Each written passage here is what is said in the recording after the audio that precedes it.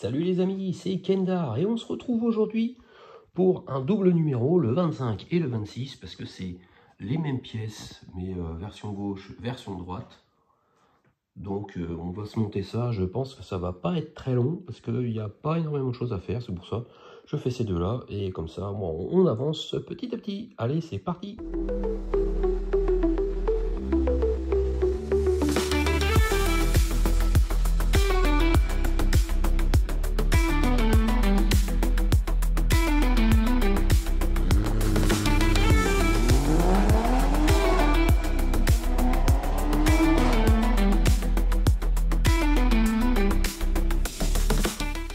Alors vous voyez, il n'y a que deux pièces, quelques vis. Ça va être très rapide, je pense. Et donc c'est le passage de roue arrière gauche. Il va falloir installer le passage de roue arrière gauche sur le côté gauche de la partie arrière du châssis. Donc on récupère le châssis. Et là, ça y est, on va bosser sur l'arrière du châssis. Voilà, ça du côté gauche, ça va être ce côté. On récupère, voilà, le passage de roue. Alors c'est du métal aussi, hein. Et bon, je pense que ça va s'installer direct. Je vois déjà qu'il y a des espèces d'empreintes. Bah voilà, ça se pose tout seul comme ça. Et on va fixer le passage de roue au châssis avec deux vis BM. C'est parti. Du coup, je pense que vu que ça va pas être très long, je vais pas couper le vissage. Parce que sinon, la vidéo, elle durerait que 2 minutes. Autant qu'on fasse tout en direct, quasi. Donc, première vis.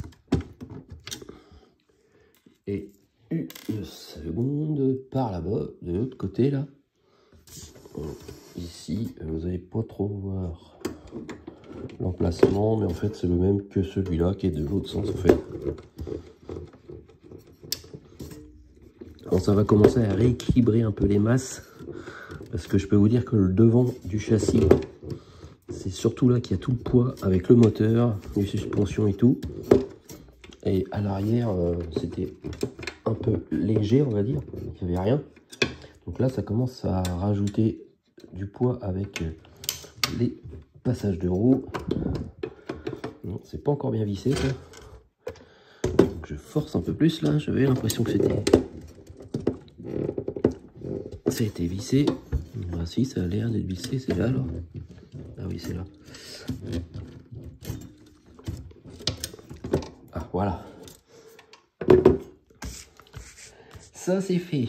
Après, on place le passage de roue là, de partie 2 sous le passage de roue 1. On a une autre partie. Ça par contre, c'est du plastique.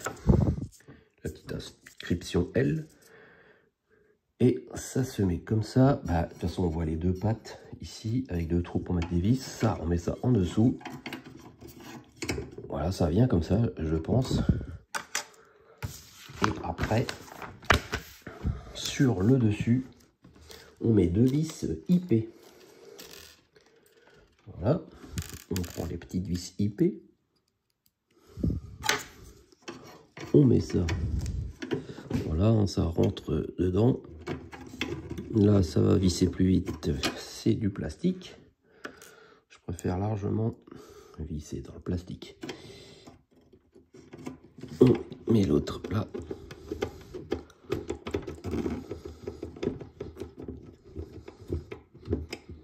Hop, voilà.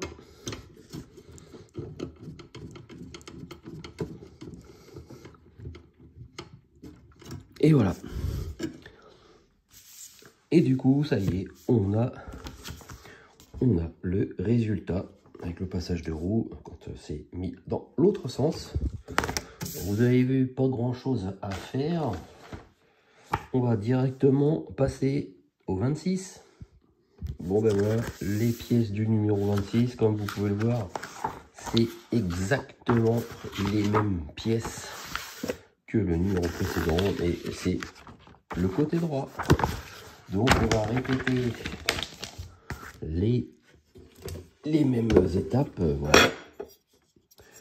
On va prendre le petit passage de roue. Alors vu que je suis inversé, parce que j'ai envie de vous changer un peu d'angle de vue. Ouais, voilà, c'est ça. On a... Je vais vous zoomer, ça plus sympathique à regarder. Voilà, on voit ici le petit ergot, là le deuxième.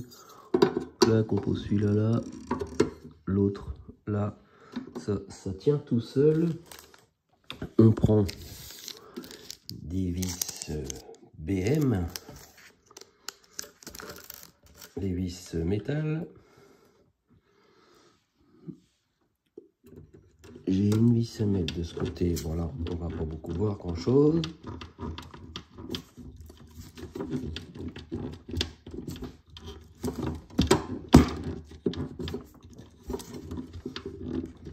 Voilà.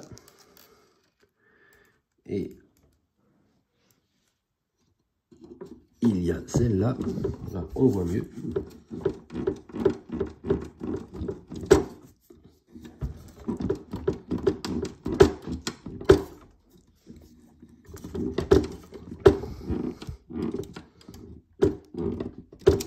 Hop, et je serre celle-là.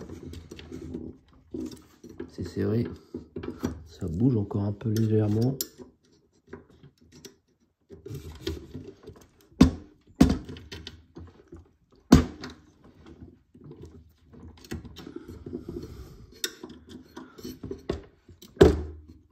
Voilà. Maintenant, on va fixer le petit garde-boue. Mais avant, je prépare les deux vis IP.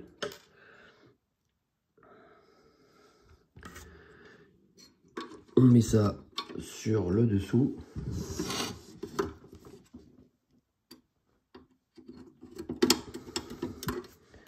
Voilà, une petite vis ici et une autre juste à côté.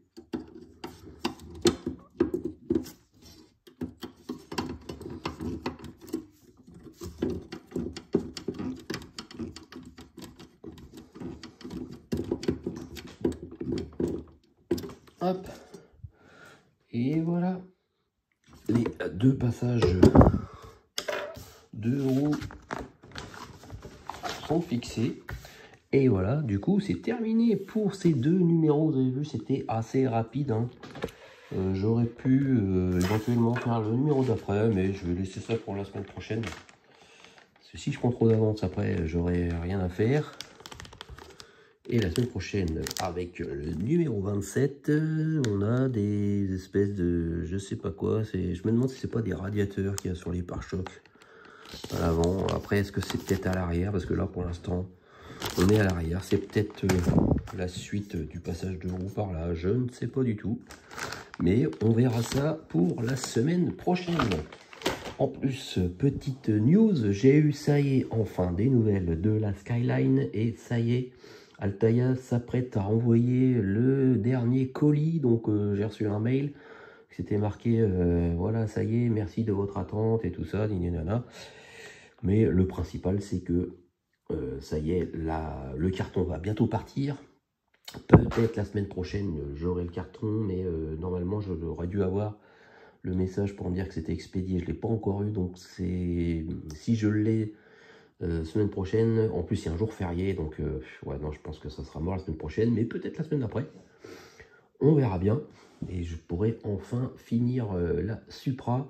Donc je ferai sûrement 2 numéros dans la semaine, hein, un le mercredi et un le dimanche. J'essaierai de tenir les délais, même si c'est plus difficile pour moi en semaine. Pas mal de trucs à faire. Bon bref, je verrai bien. De toute façon, je vais réussir à me débrouiller. Mais il va falloir que j'essaie de finir la Skyline rapidement quand même. Parce que quand on a tous les derniers numéros pour la finir, j'ai envie de la terminer et faire le numéro final. Voilà, bon, merci de m'avoir écouté les amis, de m'avoir suivi. Et on se retrouve dimanche prochain pour le numéro 27. Allez, salut, salut!